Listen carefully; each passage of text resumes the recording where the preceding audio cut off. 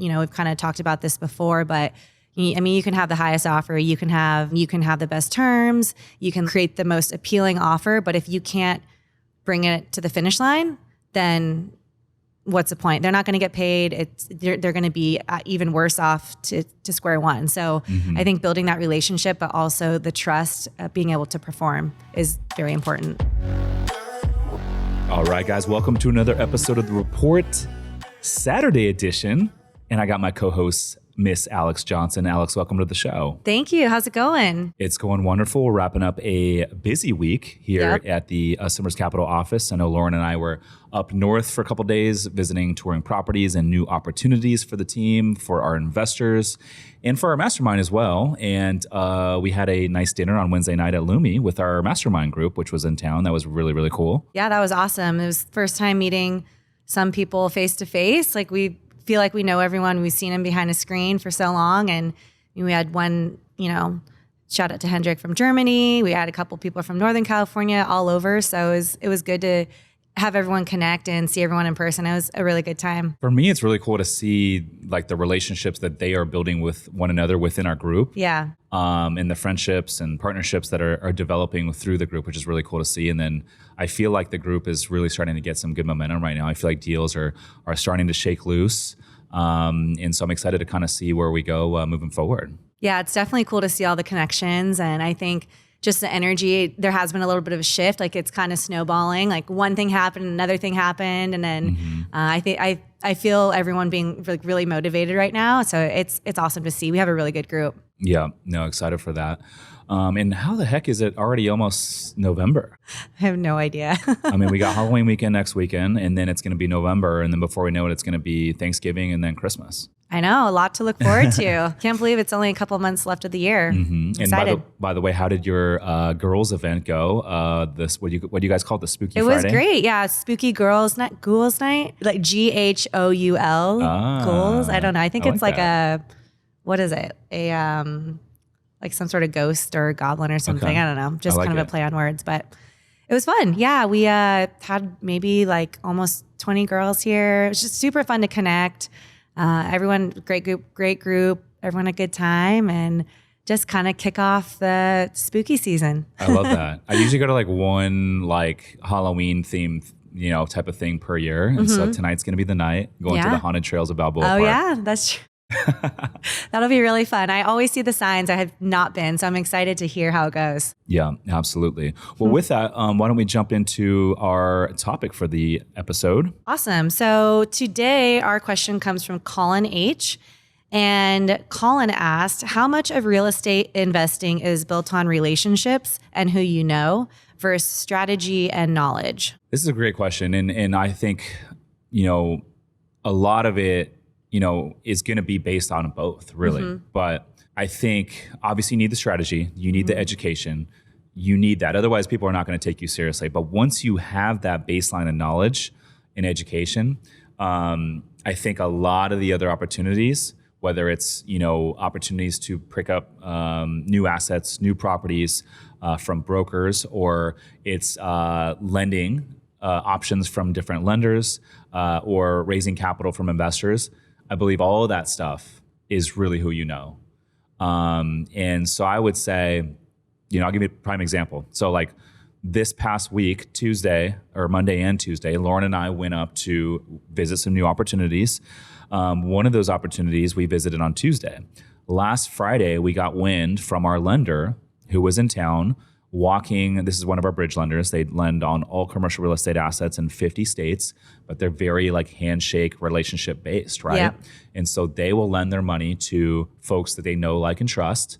And they will lend on, underperforming commercial real estate assets. It's short-term debt, typically up to 2 years.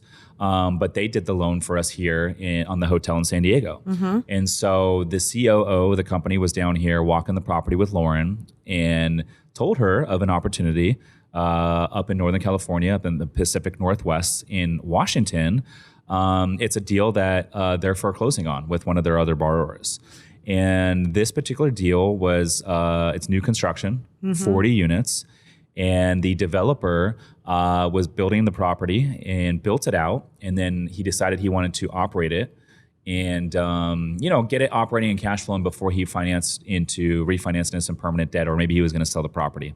But this developer is not a hotel operator, and so he stopped making his debt service payments. One thing led to another. They ended up taking the property back, and now we have an opportunity to take down. Well, we just signed the purchase and sale agreement today. A property for about 72% of the appraised value. So they took the property back on a percentage of whatever it was worth, and then they're going to sell it to us for 72% of the appraised value. They had other offers from local groups that were higher with better terms, but they want to sell us the deal because they've done business with us, they like us, they trust us, they know that we can take on this project and get it successfully from point A to point B, so we can refinance into some permanent debt. And so now we have an opportunity to pick up this deal at a discount. And I say all this in that this opportunity would not be an option for us had we not built a good relationship with the lender, had we not paid our debt service payments every single month on time and been easy to work with all these draws and the construction draws, et cetera. So kudos to Lauren for, being, someone that was, they like and they trust, and she was able to build a good relationship with them. So I don't know. I think these types of opportunities present themselves to those who go out and can, meet the right people, but also create an environment that people want to do business with, and I think you guys do a good job of that on the team. Thank you. Yeah, I think it's definitely important to, like you said, have both. Relationships is very, very important. And I think too, one thing you kind of touched on, but their trust in you guys and in us to be able to bring the deal across the finish line. I know we've kind of talked about this before, but you can have the highest offer, you can have whatever you want. You can have the best terms, you can, create the most appealing offer, but if you can't bring it to the finish line, then what's the point? They're not going to get paid. They're going to be even worse off to square one. So I think building that relationship, but also the trust of being able to perform is very important. Yeah, absolutely. And the other thing I told Lauren, we flew up there. We were in the Bay Area on Monday. We flew from San Francisco up to Seattle on Tuesday, Monday night. We stayed the night in Seattle Monday night, and then we woke up. We went over to their office, and then they flew us up there in a small airplane up to the property. We toured it. We got to hang out with them all day. We even did a little wine tasting with them.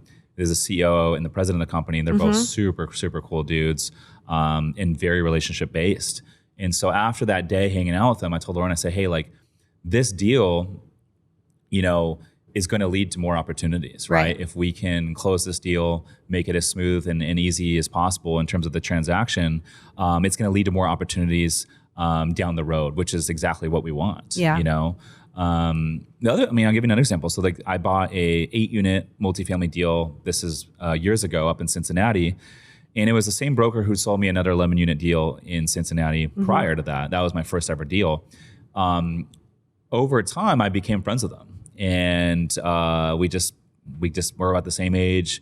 I was new into real estate investing at the time. He was kind of new into commercial real estate, but he got wind of a deal that this uncle owned this 8-unit property in Cincinnati for 30 years, and he was retiring, and he wanted to gift it to his nephew. And so he gifted this property to his nephew for pennies on the dollar, and the nephew didn't want anything to do with it. He just wanted to sell it and make a quick buck. Yeah. And so this broker brought it to me and said, hey, this is a really good opportunity if you're interested.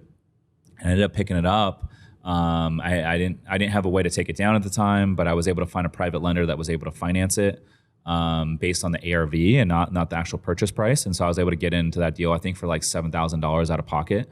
I bought an 8-unit multifamily deal out there, and then refinanced into some permanent debt when we got the rents up, probably about 9 months later.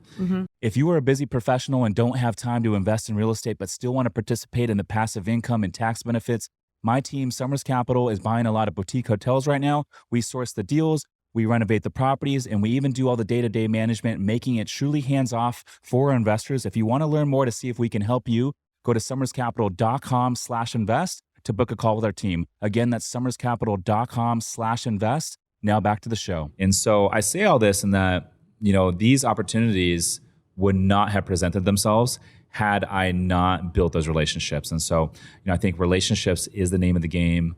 If you look at a lot of the big players that are doing big things, not just in real estate investing, but in different forms of business, the reason they have customers, the reason they have endless amount of investor capital, the reason they have all these opportunities is because they've gone out and built relationships, and they've been able to build trust with those relationships. And I think if you do that consistently over time, you're going to see a lot of opportunities present themselves. Yeah, definitely. I think that just, and taking care of them as well, taking care of like those relationships, those investors, the lenders. I mean, you never really know where it's going to lead. And a lot of times it comes full circle both ways too. You want to be able to like provide value to them. You never know when, they're going to have something fall in their lap, and you want to be the first one they call. So I think it's definitely important nurturing those relationships, not only just for what's in it for you, but just, you never know. It all comes back around. And I think that's super smart. I'm excited to see this deal shake out. I know that you were saying, it's really important to us because of this relationship with the lenders, and to kind of keep that strong. So I'm excited for it. It looks like a beautiful property.